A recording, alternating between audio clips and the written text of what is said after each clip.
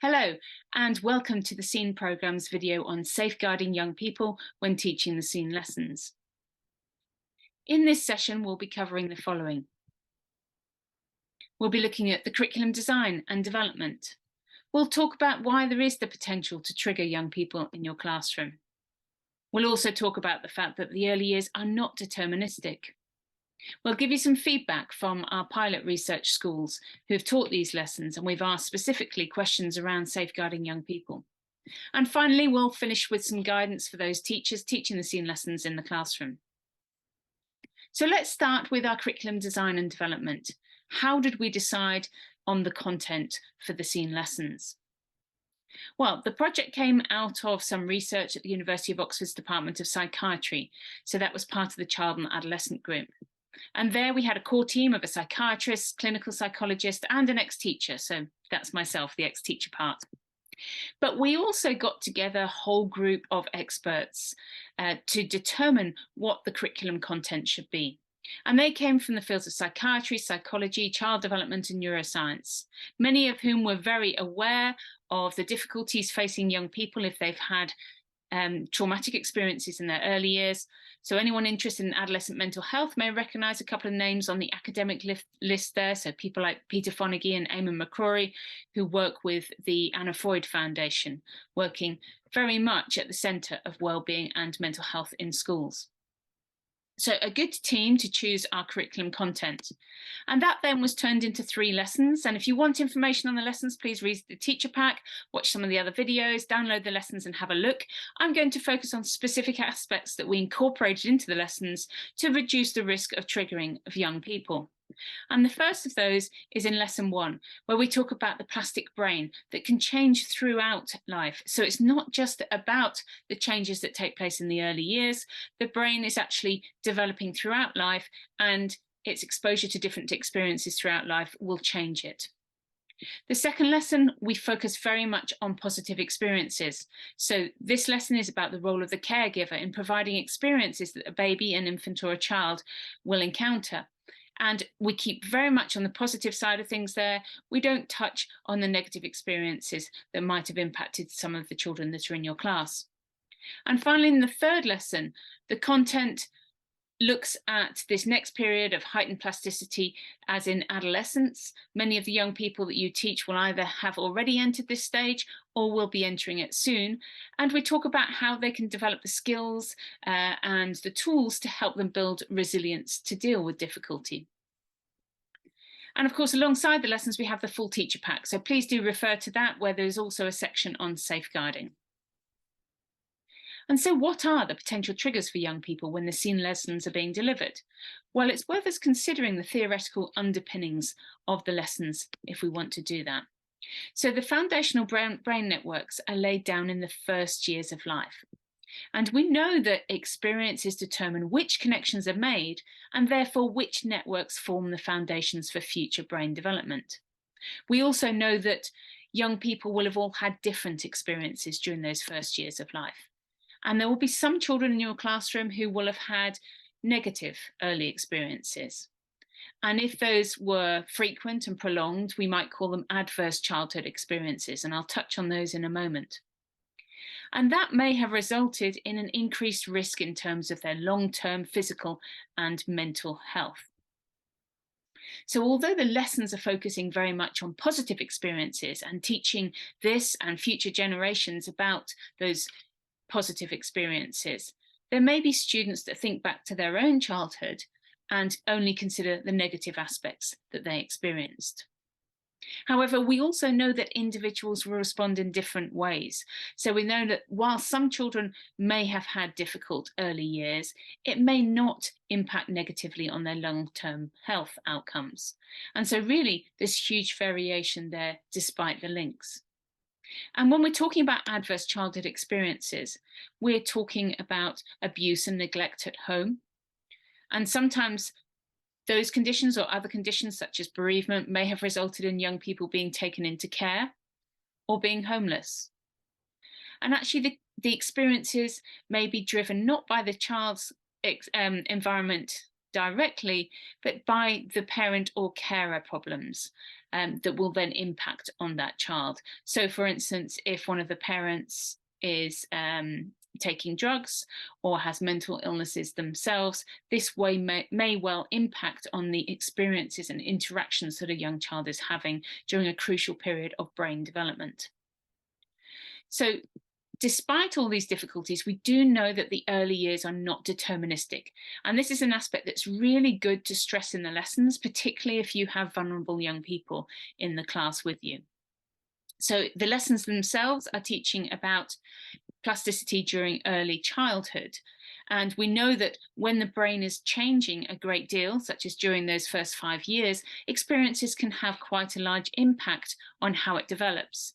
But the same is true during adolescence, another period of heightened plasticity, and therefore it offers an opportunity to increase brain resilience. And this is something that's worth highlighting to the young people, and we do that in lesson 3 in the Key Stage 3 module. And the way in which we are developing brain resilience can be through skills development and through supportive relationships. And I'll break that down a little bit further. When we're talking about brain resilience, we're talking about protecting against stress-induced change, so challenging conditions, new conditions, and so on. And whilst we know that there is a genetic component to this, all children or babies are born with different levels of resilience, we also know that experiences are crucial in shaping brain resilience.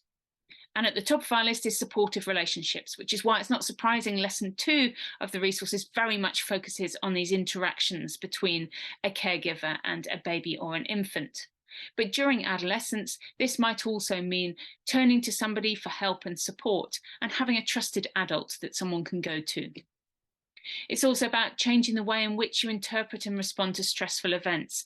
And this might be through teaching skills such as flexible thinking and stress management. And you might want to link this across to personal development or PSHE type content that your school is also delivering. But also exposure to new or difficult situations can increase brain resilience, particularly when it's done within a safe and environment in which young people can learn and thrive. So thinking about that environment, whether it's at school or outside of school, can be particularly helpful too. And so I'd like to just stop briefly and give you feedback from our pilot research, where we did focus on trying to look at whether the resources triggered young people in the classrooms. And the feedback that we had from that, from about 50 to 70 teachers, some of whom filled in questionnaires, some did focus group work, we found that only a few teachers, so it was less than 5, responded that the content caused their students to reflect on their own experiences negatively, whether that was through bereavement or a child being in care, for instance. And those teachers that came across these situations, most of whom had read the teacher handbook guidance, said that that was sufficient and helpful to help them through that period. Whereas those that didn't said it would have been helpful. So in retrospect, they wish they'd seen the teacher pack. So that's something to bear in mind if you are coordinating the rollout of the lessons in a school. And in fact, most teachers that we interviewed in focus groups said that they've often had to deal with equally difficult situations or issues in other classes in terms of what the content has brought up for young people, whether that's around bereavement or health generally, or caring for other people. So this wasn't the first time that they might encounter difficult content. And in fact, we had a couple of specialist settings that also delivered the lessons with young people who had experienced difficulty in early childhood and found it a very positive experience to be able to look at what can be done now during adolescence to build those skills and help build resilience. And we shouldn't take away from the fact that the feedback that we had from the pilot, 100% of teachers said that they felt the content should be taught in schools to support this and next generations in ensuring early years have the right kind of environment for their brain to flourish in those early years. And ultimately, that safeguarding should not really be a reason to not teach the lessons, since with guidance, it can be done in a sensitive way. And here's just some examples of some of the teacher responses that we had. So if you want to pause the video here and have a read of those, please do go ahead. And meanwhile, I'm going to move on and look at some specific guidance for teachers, and we'll look at a couple of scenarios as well from here as to how you might respond in the classroom. So thinking now about guidance for you if you're delivering these lessons to your classes. As with any teaching, do plan ahead. If you're about to teach lesson 1, make sure you're aware what's coming up in lesson 3 so that you can look ahead if any issues arrive as to the kind of questions that will be answered later. If you're a coordinating teacher, maybe signpost this video or highlight the teacher pack so they can read the relevant section on safeguarding. Ultimately, as we all know, knowing your students will help. Having that relationship with your students will help them to feel supported through the learning that they'll be doing in the classroom. Obviously, that isn't always possible if it's a cover lesson. So again, just highlighting the teacher pack for support. Know your own school safeguarding policies, who to report a disclosure to, but also how to support young people if they're having difficulty in school.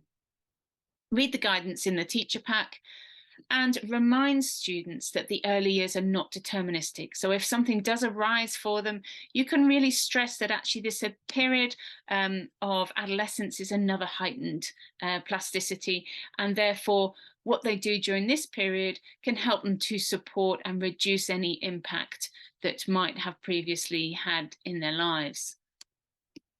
Focus on those positive things that they can do. And we've already covered a few of those on the slides earlier, but you can ask the class to discuss that as well. If an issue does arise and a student does bring something up, ensure that that student feels listened to. However, it's a balancing act. At the same time, encourage them to only share what they want to share so that they feel ownership of it. And be aware that obviously in that moment, they may want to share things that in retrospect, they may wish they hadn't shared. So supporting them in doing so and opening up discussions and depersonalizing it, taking the focus away from them if it feels appropriate at the time. So as I've said there, so the kind of language you might want to avoid in your responses is you will or your experiences mean, and thinking more generally about people or young people or students or generally in the population.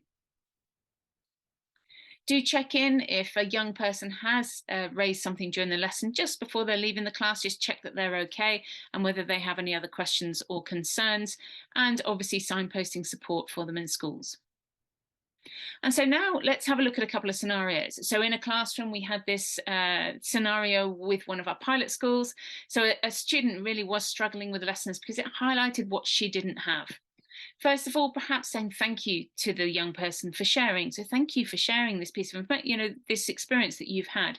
It's really very brave of you to do so. And then getting more general. Remember that everybody is different. Some people that have had difficult early experiences go on to have no problems later in life. So for instance, if you've just been looking at the evidence in lesson 3, linking early childhood experiences to risk of heart disease, you might want to stress that, well, it's not 100% because we know everyone is different. Many young people will go on to have no problem later in life. And remember that to remind the young people that adolescence or now is also a time of increased neuroplasticity. Lots can be done now to improve brain resilience. And that's when you may want to open it up to the class or pairs or small groups. What can young people do now to increase brain resilience? Alternatively, you might want to open it up to broader learning that you've been doing in the classroom. So around healthy eating or the importance of exercise or the importance of body mass or so on. So making some of those links to lifestyle factors that they can ensure that they are getting themselves ready for a healthy long-term life outcomes. And another example here where a student was taken into care and didn't feel that their parents had been able to look after them properly. Again, thanking them for sharing their personal experiences. And you might want to say, if this is in one of the first lessons, for instance, or in the second lesson when you're looking at those caregiver interactions. So in the next lesson, we will learn that the early years are important, but they aren't everything. In fact, you're entering a really important part of brain development now. In fact, during adolescence, the brain is also changing lots. So experiences that you have over the next few years can also help you to make your brain more resilient to stress. And you might want to give a specific example. For example, having somebody in your life that can provide support as you develop can make a real difference. And this can be somebody at school or at a club, e.g. a football coach, a youth group leader. And you might want to make other suggestions. And here you may want to avoid the home environment, the main caregiver at home, if you know that that's particularly difficult for a young person, but giving lots of options and inviting the class to discuss that too. So what else can young people do to make themselves more resilient? Or what else can young people do to ensure that they are healthy?